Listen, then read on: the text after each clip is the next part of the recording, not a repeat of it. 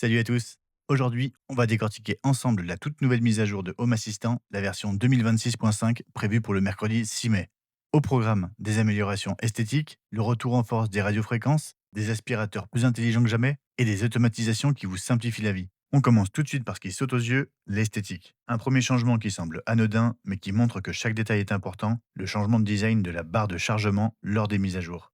Fini le look un peu daté, on est sur quelque chose de très propre qui rend nos dashboards beaucoup plus agréables. Idem pour nos tableaux de bord et le changement des interrupteurs, c'est beaucoup plus moderne, plus épuré et ça s'intègre parfaitement au niveau design. Et en parlant de propreté, on a une toute nouvelle page d'information pour nos aspirateurs et nos tondeuses à gazon intelligentes. L'interface de contrôle a été entièrement redessinée pour être beaucoup plus intuitive. Vous aurez le droit à une animation pour savoir visuellement dans quel mode est votre robot.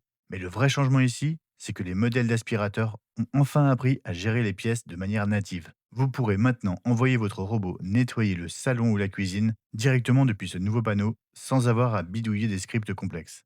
La carte tuile étend ses capacités pour les lecteurs multimédia en ajoutant la possibilité de gérer les commandes facilement.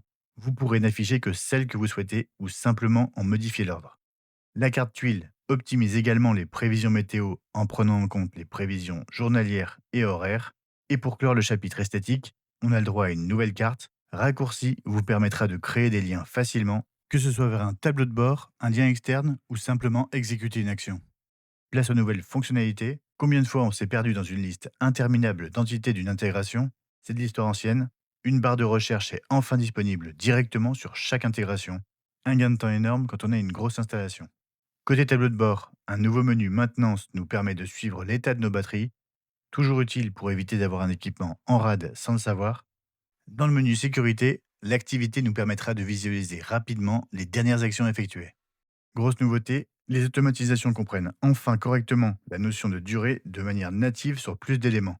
Vous souhaitez qu'une action se déclenche si une porte reste ouverte pendant 5 minutes? C'est désormais géré de façon beaucoup plus robuste et intuitive dans l'interface visuelle. Et puisqu'on parle d'automatisation, on a aussi quelques déclencheurs et conditions supplémentaires qui font leur apparition. Ah, et détail super important, les notifications de vos applications mobiles sont désormais de véritables entités. Ça veut dire qu'on peut les manipuler, vérifier leur état et interagir avec elles de manière beaucoup plus standardisée. On passe au matériel. Si vous avez de vieux appareils ou des équipements spécifiques, cette mise à jour va vous plaire. Après l'infrarouge le mois dernier, c'est au tour des radiofréquences d'être pris en charge nativement dans Home Assistant. Concrètement, qu'est-ce que ça veut dire? Si vous utilisez des boîtiers comme le Broadlink RM4 Pro, l'intégration est maintenant gérée de façon native et universelle. Les commandes RF ne seront plus des bidouilles isolées, elles s'intégreront parfaitement dans l'écosystème. Un tout petit aparté avant de conclure, l'équipe a fait un énorme travail de mise à jour sur la documentation officielle. Je sais que ce n'est pas la partie la plus intéressante au premier abord, mais quand on est bloqué, avoir une doc claire, à jour et bien structurée, ça sauve des heures de prise de tête. Merci aux contributeurs pour ça. Et voilà pour les grandes lignes de cette version. Dites-moi dans les commentaires quelle est la nouveauté que vous attendez le plus, et n'oubliez pas de vous abonner pour ne rater aucune des prochaines vidéos de Motic. C'était Globe, je vous dis à très vite.